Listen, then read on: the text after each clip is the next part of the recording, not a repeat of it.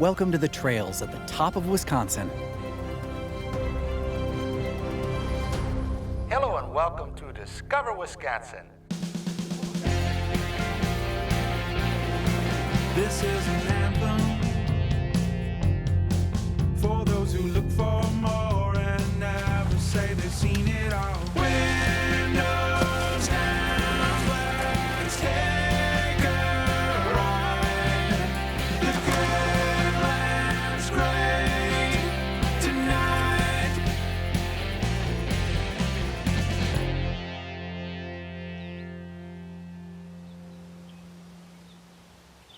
If there's one thing I've noticed throughout my travels with Discover Wisconsin, it's that when you mention the Northwoods, people's faces light up.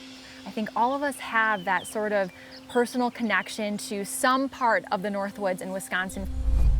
For me and my family, we spend our summers traveling up to Bayfield, Cable, Hayward. And I think part of what makes this area of Wisconsin so special is that silent sports here are a way of life. And that's because the trails at the top of Wisconsin in both Bayfield and Sawyer counties are some of the best in the entire Midwest. Probably the biggest reason the area is so known for the trails is the vast amounts of public land. We're right here in the Squamish-Nicolet National Forest, and a lot of the bike trails, ski trails in the area are also on Bayfield County and Sawyer County forests. Mountain biking is like a national sport here, but we've all got to get our start somewhere. And for Joanne and her granddaughter Annie, that somewhere is on the Hospital Trail System in Hayward. The Hospital Trail System has a wider trail, gentler hills. It's got curves, which are really fun. This is the kind of trail that I, as an older adult now, am looking for. Something that's a little easier, a little safer. I would want to give my grandchildren confidence on a trail like this one that's a mountain biking trail, but family-friendly, child-friendly, and senior-friendly. At first it's scary to me, and then it feels fun.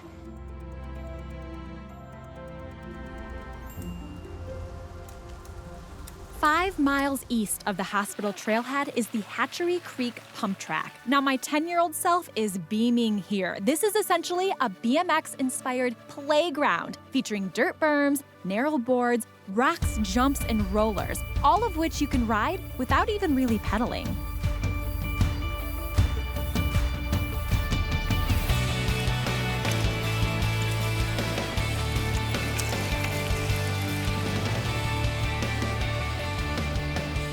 Heading north to Bayfield County in about a half hour from Wisconsin's northernmost town, Cornucopia, is Mount Ashwaubenon.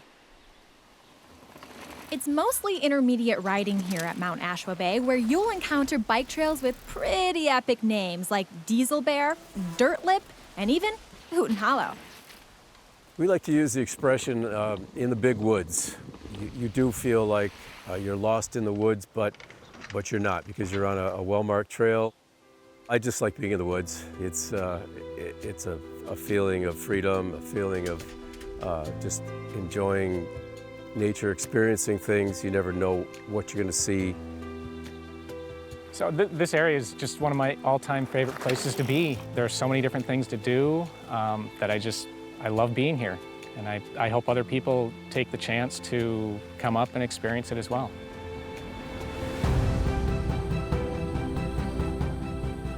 This is called Geraghty Cavity, and it's a fun little feature built into the trail system. The first time you ride it, it can be scary. Most people will hesitate, partway into it, and once they get the hang of it and do it a couple of times, then it's just pure fun after that. I think there's something to be said about breaking away from the pack and going out on your own. I'm a big fan of experiencing things by yourself every once in a while, because I think that it helps you really pay attention to your surroundings, and that's part of why I loved kayaking the Namakagon River. It's part of the St. Croix National Scenic Riverway. It happens to be the cleanest tributary of the Mississippi River, and it was the river that inspired Gaylord Nelson, who was the founder of Earth Day. All right, I'm not gonna lie, this girl likes to eat. So when I'm out and about biking and kayaking all day long, you better believe that I'm gonna find some of the best restaurants to stop in. And the Rivers Eatery was exactly that. Located at the back of a bookshop in downtown Cable, the Rivers is known primarily for 3 things: amazing za, local brews, and bike-inspired everything. Fall has always been my favorite season. This time of year, when many of the tourists have kind of gone away, it's such a wonderful time to find some solitude. But I think today my revelation was that there's no mosquitoes. So we had lunch today in Cable, and we talked to some of the locals about Juniper Rock Overlook. And they hadn't heard of this place. And this is on the North Country Scenic Trail, which goes all the way from North Dakota to New York and comes right through here, just north of Cable. An absolutely beautiful spot. But first, you've got to get there. It took me about 25 minutes one way. Not bad. So you hike in, leapfrog across some potentially muddy tree stumps, hike some more, take on a log bridge, cross a far less treacherous bridge, climb up some sketchy rocks, and voila! The most magnificent Northwoods panorama awaits you.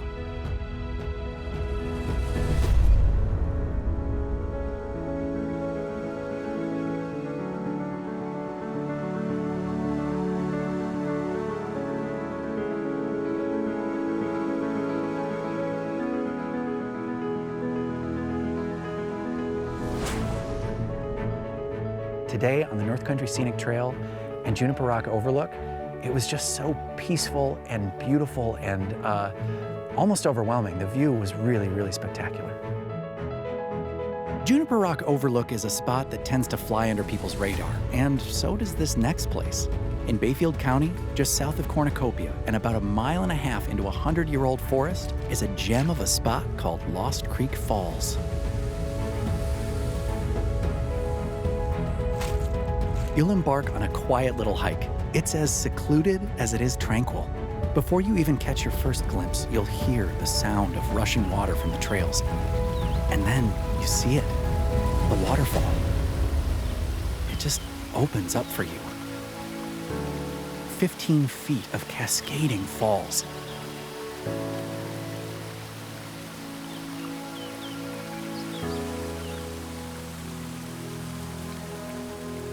Whether it's backpacking, waterfalling, or trail running, every one of us feels called to the woods for one reason or another. For people like Christy Mackey, it's the quiet calm of the hospital trails in Hayward that provide a certain kind of haven.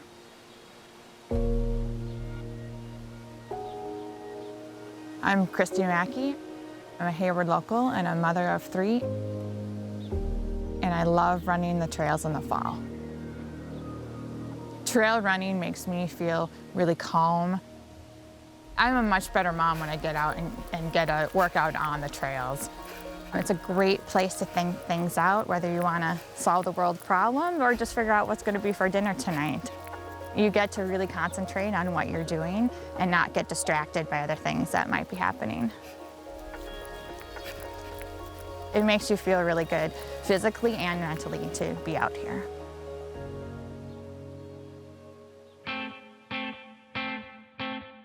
I've only heard of gravel biking within like the last year or 2. In my mind, it was always either road biking or fat tire single track riding. Gravel biking was really cool because you had the wide trails that are like the size of roads, but not a ton of traffic, very, very little traffic. I started my ride near one of the many American Birkebeiner trailheads near Seeley. I think it's just such a great entry point to kind of off-road cycling because you get the nature feel and a little bit of the rush without necessarily the kind of danger that you might perceive in single track riding. One of the fastest growing sports up here in Bayfield and Sawyer counties, fat tire biking. And that's because there are around 65 miles of trails to ride in Bayfield County alone. So what's a girl to do? Gear up, of course. I stopped in at Up North Guided Tours in Cable, where Josh hooked me up with a sweet ride and a few pointers. This is set up like a mountain bike, not like a motorcycle, so your rear brake... All right, school is out. Time to ride. Fat tire bikes have been around now for about 8-9 years. They're bikes that were originally designed to be ridden on snow, sand, various soft surfaces where a regular-sized mountain bike tire can't go. I've never seen anybody get on a fat bike and not immediately break out into an ear-to-ear grin. There's something about them that is just plain fun.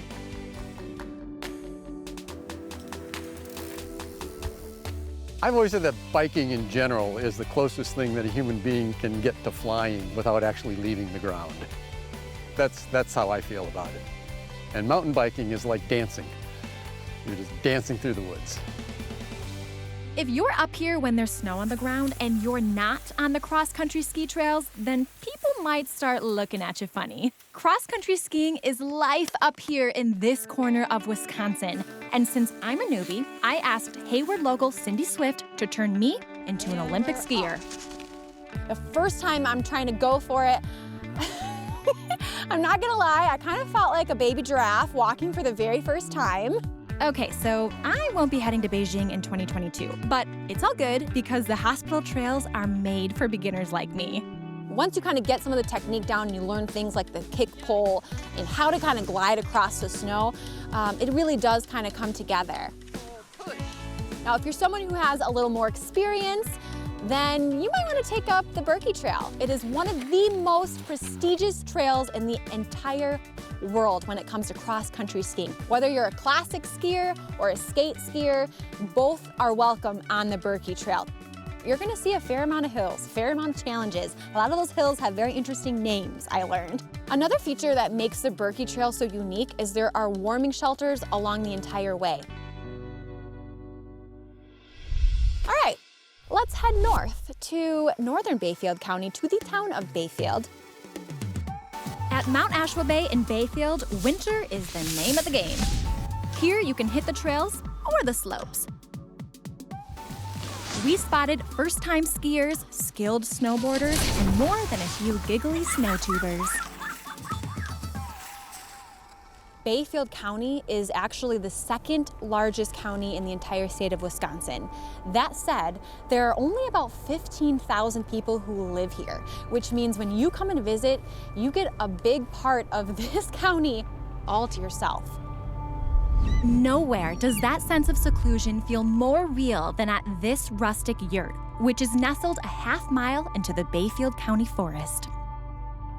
I've been to a lot of events here in Wisconsin, but there is nothing like the American Birkebeiner. 49 states represented today, 36 countries, a huge Northwoods, Wisconsin. Welcome to the world for the American Birkebeiner. The Birkie is the second largest cross-country ski race in the entire world, and definitely the most prestigious cross-country ski race. And it's all right here in Cable and Hayward, Wisconsin. In 1973, 35 brave souls started on Lake Hayward, meandered through the woods to Telmark Resort and Cable. Now the American Birkebeiner has over 13,500 skiers cross this international bridge into downtown Hayward.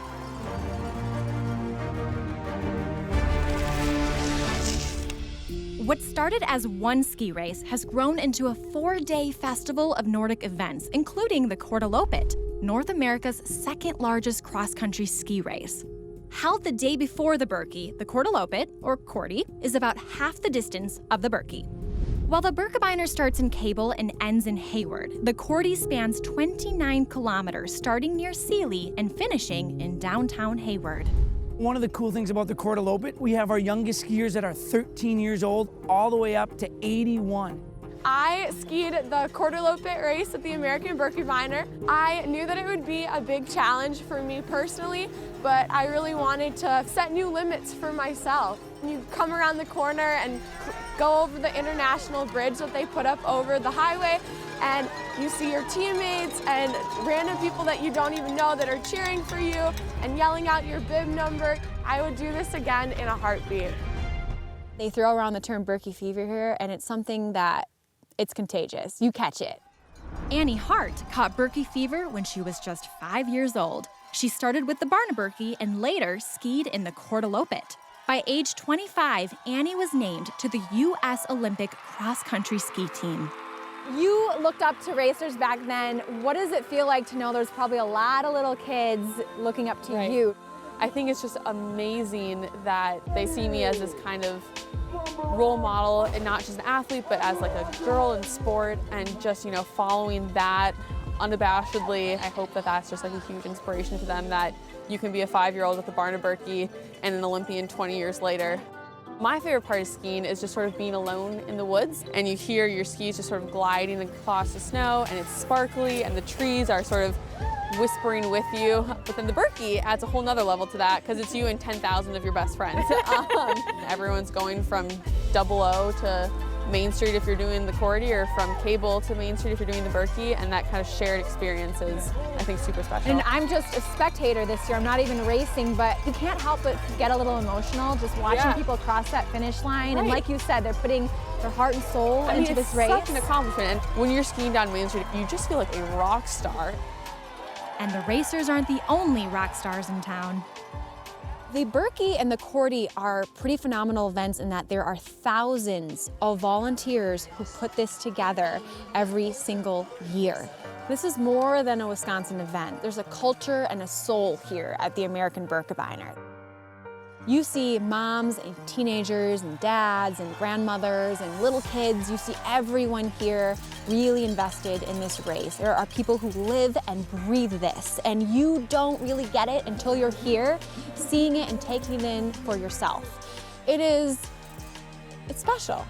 I don't think there's anything quite like this, not only in the state of Wisconsin, but really in the entire nation.